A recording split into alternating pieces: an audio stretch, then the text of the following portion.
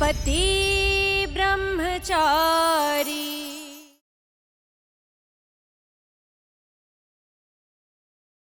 कुंज बिहारी की कसम, इस जन्म में तो तू मेरी बहू बन नहीं पाएगी।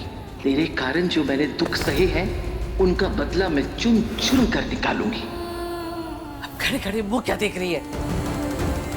मोरी में हाथ डाल और कचरा साफ कर। कैसे करेंगे ईशा जी ये सब? ताई जी ने उनका हेल्प करने को मना किया है।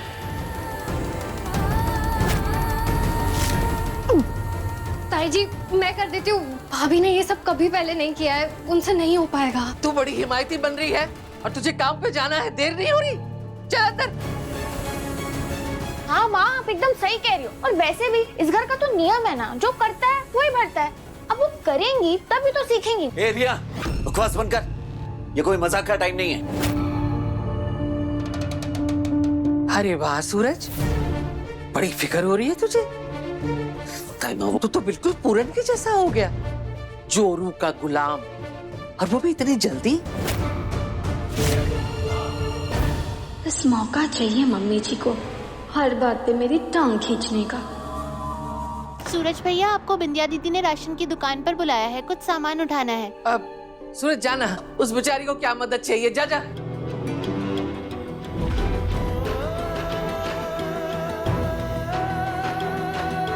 अरे जाना, अब मैं चली जाऊं टूटी टांग लेके?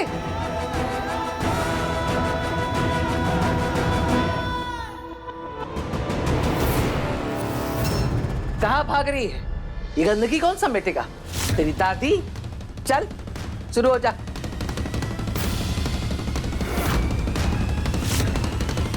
ताई जी के मन में ईशा जी के लिए नफरत भरी हुई। वो उनसे सिंक साफ करवा रही है, जो कि उनके बस की बात ही नहीं। नफरत तो होगी ना, उसने भी बुआ जी के साथ कितनी बार कुछ ना कुछ गलत किया ही है, अब भुगते। वैसे तुझे इतनी तकलीफ क्यों हो रही है?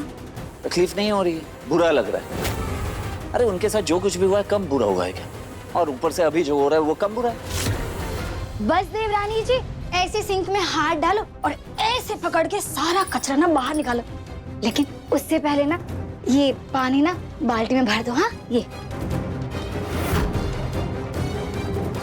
मोनिका भाभी मैं कर देती हूँ, इससे नहीं होगा। आपको पता है ना, जब माँ गुस्से में होती है तो उनसे कोसों दूर रहने में भलाई। खबरदार, कोई कुछ नहीं बोलेगा, चुपचाप खड़े रहो।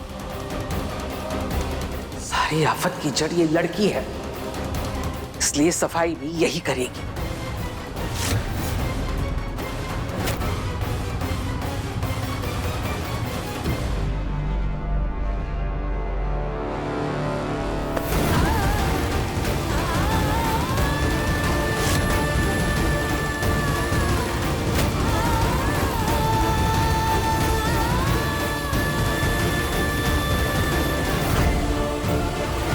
क्या हो रहा है? ये तेरी लंबी रेशमी जुल्फें ये आड़े आ रही हैं?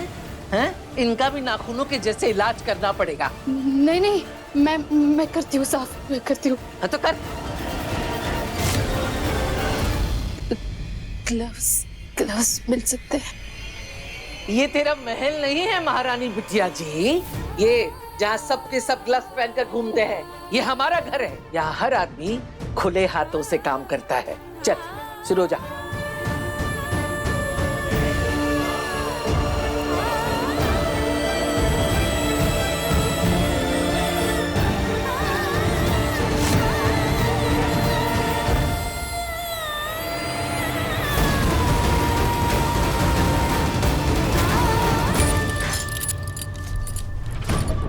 ए बिंदिया, सुनना, तू ताई माँ को समझाना, तेरा कहा कभी नहीं डालती वो।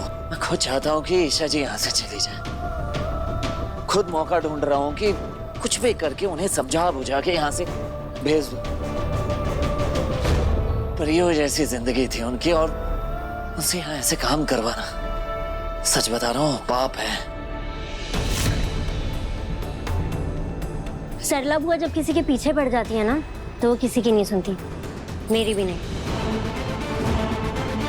पता है तुझे, बाबूजी ईशा जी को गुड़िया बुलाते थे, और वो सच में एकदम गुड़िया ही जैसी है। अगर मोर पंख में उनके शरीर को छू जाए ना तो निशान आ जाता। सोच, इस सूरज को कुछ ज्यादा ही फिक्र नहीं हो रही है ईशा की।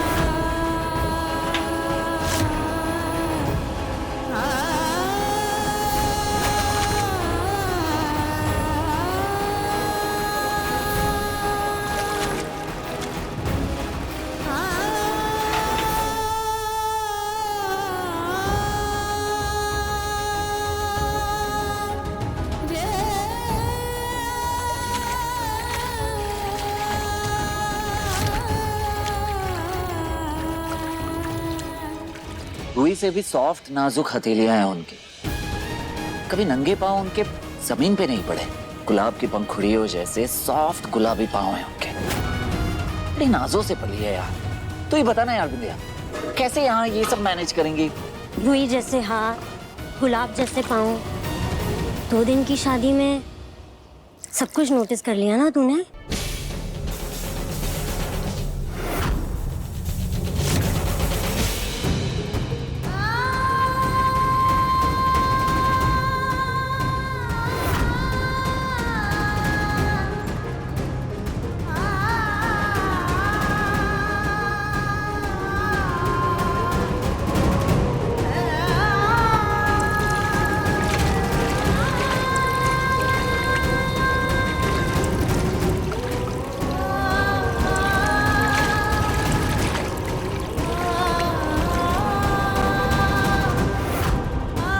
ईशा, ईशा, ये क्या कर रही हो बेटा? क्या हुआ? अरे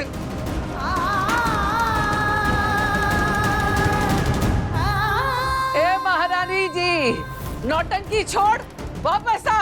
ये साफ सफाई तुझे ही करनी है। क्या हो रहा है? हाँ? क्या?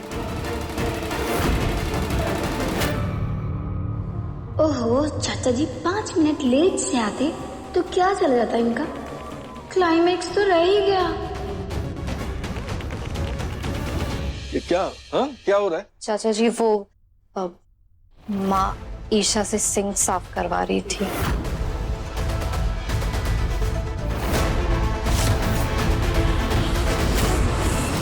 वाह वाह वाह, यहाँ का मैल तो आपने उस बेचारी लड़की से साफ करवा लिया, लेकिन उस बेचारी लड़की के लिए आपके मन में जो मैल है वो कब साफ करवाएंगे?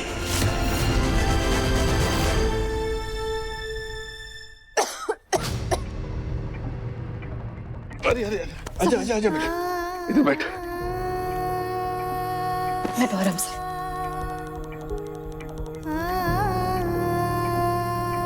अरे किस बात की सजा दे रही हैं आप इसे? पापा जी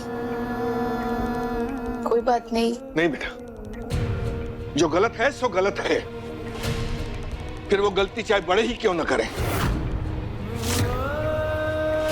गलती के आगे झुकना नहीं है बस।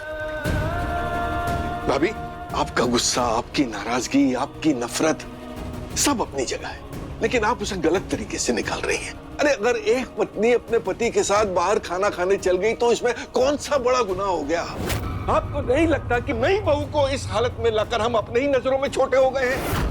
नहीं भाभी, अब ऐसा नहीं होगा। अब वही होगा जो इस घर की नई बहू को करना चाहिए। ईशा सूरज के साथ कल हमारी कुल देवी के मंदिर जाएगी, जैसे मोनिका पूरन के साथ गई थी।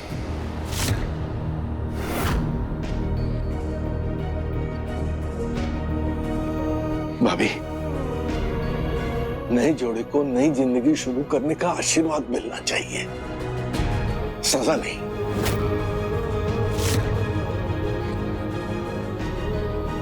सूरज कहीं नहीं जाएगा।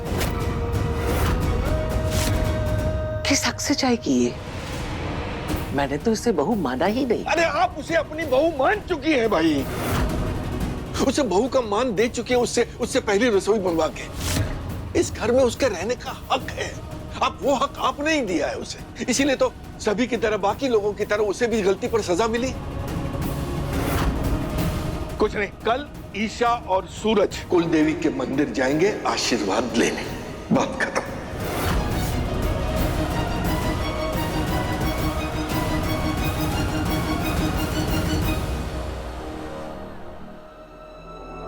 नई नवेली दुल्हन के पास कुल मिलाकर 4 जोड़े और उनमें से एक भी पूरी लाल नहीं है। मनसा पहनूं ये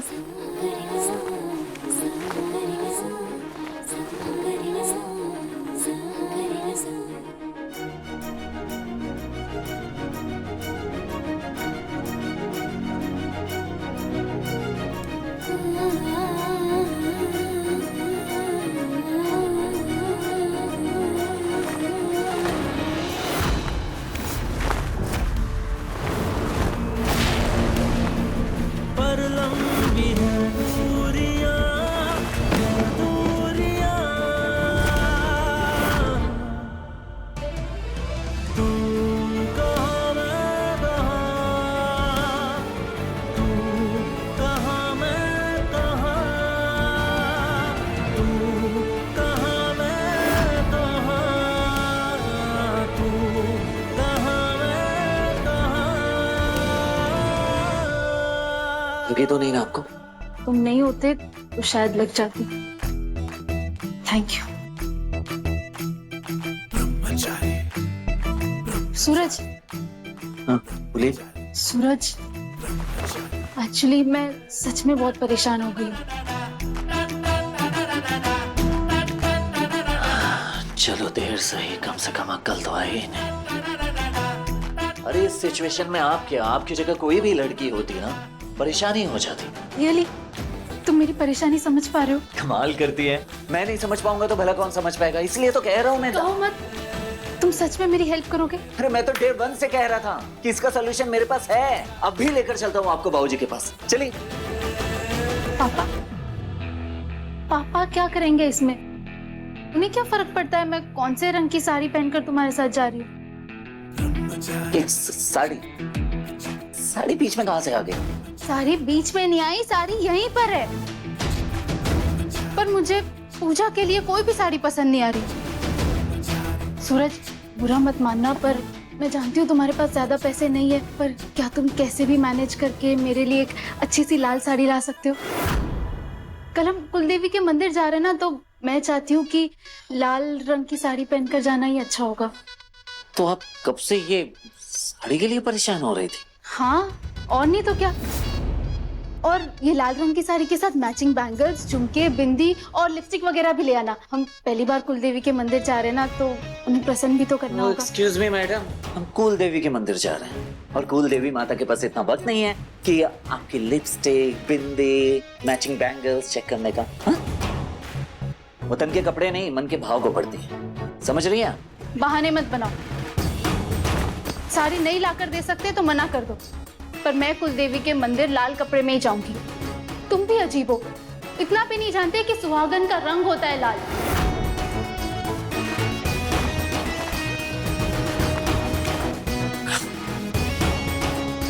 पहला तरीका है सांप, यानी कि प्यार से बातचीत करके समस्या का हल निकालना। मेरा मतलब दोस्ती करके, आराम से, प्यार से, शांति से समझाओ भाभी को।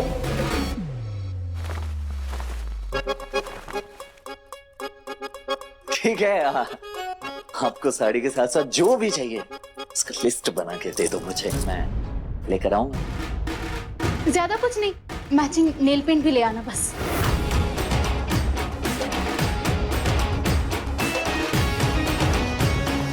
कमाल है, इतना सब कुछ हो गया इस घर में और उसके बारे में सोचना छोड़ के मैडम साड़ी के रंग में उलझे पड़ी हुई है।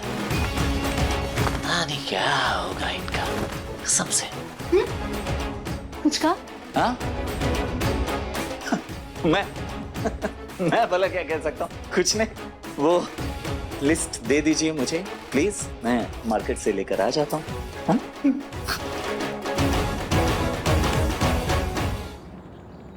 काव्या बस बहुत हो गया, अब आंखें खोल रहा हूँ मैं। बस बस बस बस 2 मिनट। मैं खोल रहा हूँ। Okay okay okay okay okay. अब आप अपनी आंखें खोल सकते हैं।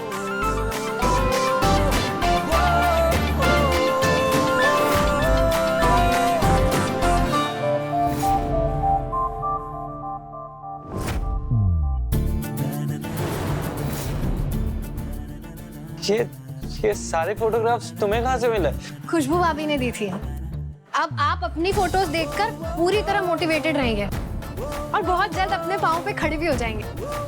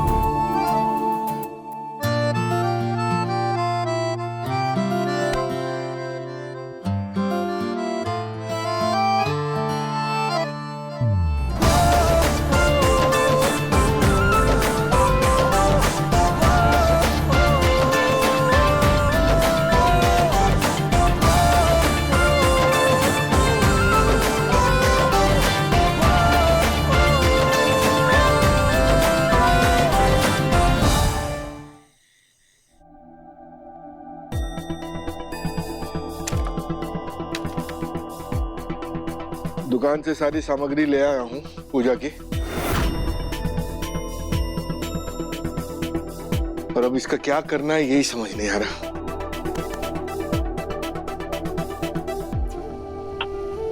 मतलब क्या कुलदेवी को चढ़ेगा, क्या बहू के आंचल में रखा जाएगा, यही समझ में नहीं आ रहा है। अच्छा मुझे ये बताओ कि ये जो टोकरी है वो बहू मंदिर साथ ले जाएगी या आने के बाद उसके आंचल में रखा जाएगा? बताओ। देखो फिर अगर कोई गड़बड़ हो जाए तो बोलना मत। मैं तो कहता हूँ सब अपनी अपनी आंखों से एक बार ना चेक कर लो सब कुछ। ये नहीं और वो नहीं, वो ऐसा नहीं और वैसा नहीं। देवर जी भी अजीब है। चले हैं उसी लड़की से कुलदेवी की पूजा करवाने जिसे मैं जीवन में कभी बहू न मानूं। तू बता। मैं? और नहीं तो कौन? चाचा जी मुझे नहीं पता। आपको तो पता ही है ना, मेरी शादी बार बार टूट रही है। अब मैंने गलती से भी कुछ गलत कर दिया तो मैं तो कुंवारी रह जाऊंगी ना। नहीं नहीं नहीं, रिस्क नहीं ले सकते ना। बहू तू बता, तेरी तो शादी भी हो गई। मेरी पूजा की थाली तो मम्मी जी ने लगाई थी, तो मम्मी जी को ही पता होगा। मैं एक काम करता हूँ, अदिति को फोन करता हूँ। मालूम भी होता तब भी ना बनाती थाली। कल पास्ता की मजे लूटी और आज कुलदेवी दर्शन के बहाने ऐश करेगी झूठ मूठ की देवरानी। ये अदिति भी फोन नहीं उठा रही। दादू। हाँ। आपने सबसे तो पूछ लिया लेकिन मुझसे तो पूछा ही नहीं।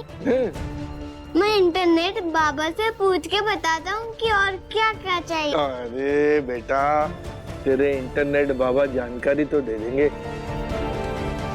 पर उन भावनाओं का क्या? वो भावनाएं जो घर के बड़े जो हैं वो अपने दिलों में संजो के रखते हैं।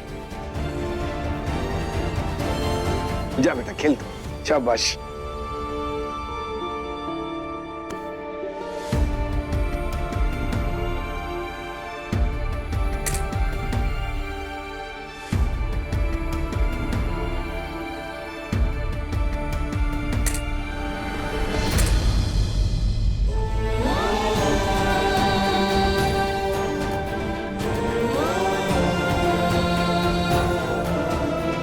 नहीं माना है उसको मैंने, लेकिन आपकी परेशानी देखी नहीं जाती मुझसे, इसलिए पूजा की सामग्री पूरी करने चले आए। तेवर जी, बड़े बुजुर्गों के पास रीति रिवाज की धरोहर के साथ साथ तजुर्बे भी होते हैं, इसलिए आपको समझा रही। भगोड़ी की बेटी है वो, देखना एक दिन वो अपनी माँ के जैसे गुल खिलाएगी और हम सबको छोड़ के भाग जाएगी।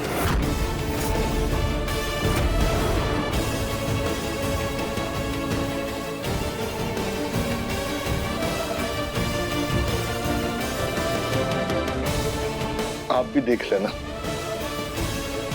सूरज को किसी दिन सही राह पर लेकर आएगी तो ये लड़की ही लेकर आएगी। हाँ सही है सूरज भैया, लड़कियों से ना बात मनवाने के लिए ना गिफ्ट से बेस्ट कुछ हो ही नहीं सकता। और मुझे ना पक्का पता है भाभी पक्का मान जाएगी और भाभी ना घर वापस जाने के लिए भी तैयार हो जाएगी, देख लेना आप। भाभी? हाँ भाभी नहीं है वो तेरी, कितनी बार समझाओ तुझे। देखो, जब तक वो यहाँ आपकी पत्नी है तब तक वो मेरी यहाँ भाभी हुई ना। इस बार मैं सही हूँ, इस बार मैं। हाँ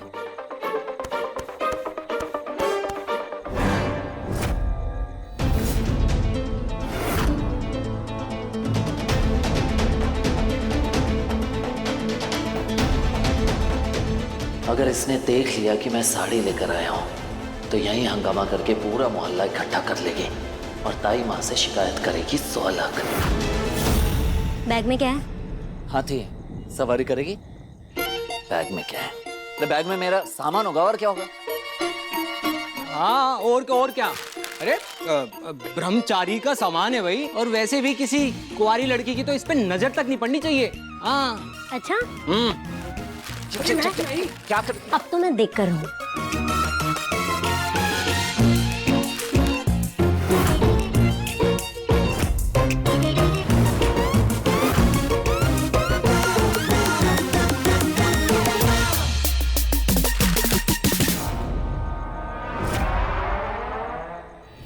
जब तक वो आपकी पत्नी है तो तब तक वो मेरी भाभी हुई ना।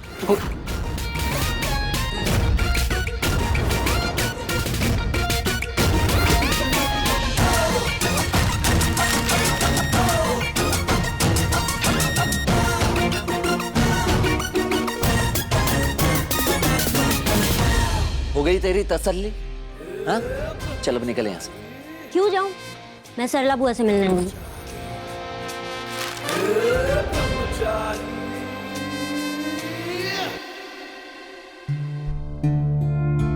कल कुलदेवी के मंदिर जाना है और पैर में इतना दर्द।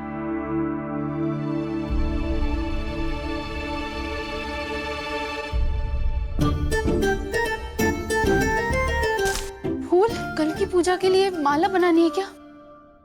पर मुझे तो माला बनानी ही नहीं आती। कोई बात नहीं, तुम मुझे सिखा देना, इसी बहाने मैं माला बनाना भी सीख जाऊंगी। सुई धागा कहाँ है? अरे एक मिनट रुकिए आराम से। अंदर देखिए।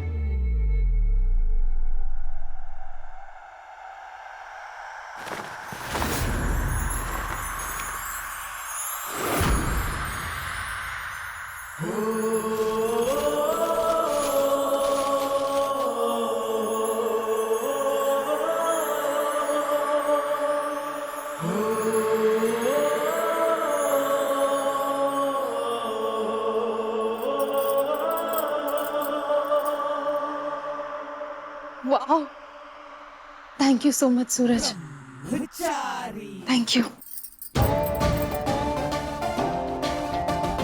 मैं तो एक बार फिर से कह रहा हूं, सोच लीजिए, कुल देवी की पूजा बहुत कठिन होगी, वहां बहुत चलना पड़ता है। और से ये साड़ी पहनकर चलना आपके लिए बहुत ही मुश्किल होगा। और आप अपनी हालत तो देखिए, पैर में अभी भी दवा लगा रही है, कैसे पॉसिबल है? मैं तो कह रहा हूँ एक काम करते हैं, ये मंदिर जाना कैंसिल कर देते हैं।